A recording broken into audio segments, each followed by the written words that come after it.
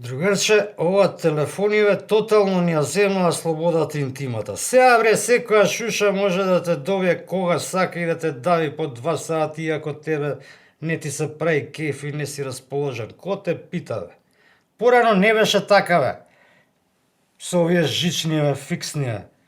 Ти звони телефон, ако ти се прави муавет, ќе се јавиш. Ако не ти се прави муавет, не се јавуваш. Или ќе речеш на мајка ти, ако ме барат мене, кажи дека не сум дома.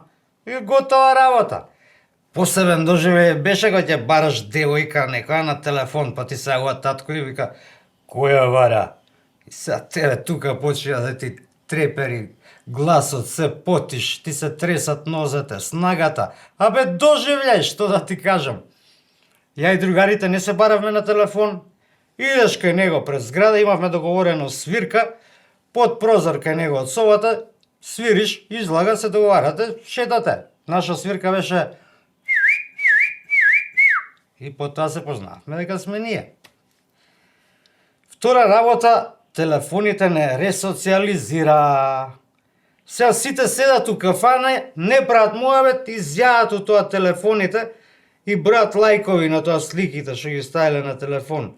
Или манијачиш некоја женска, па 2-3 збора ќе ја напишеш и ако и правиш кеф, оваа ти враќа одма со некоја секси сликичко гатички, чича, мича, завршена прича. А порано не беше така, бе. За женска да збариш, бе, требаше неколку месеци да ја шармираш, па 2-3 месеци за рука држење.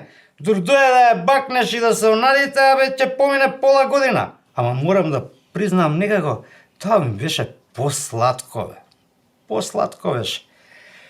Друга работа, сега сите си играат со телефоните.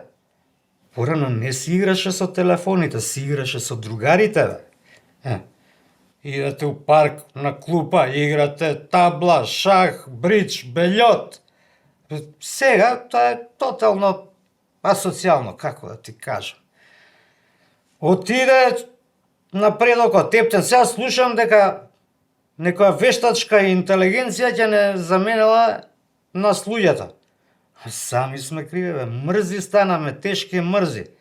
И сега некој вештачки јас ќе брка женски и ќе работи место мене. Тоа е тоа.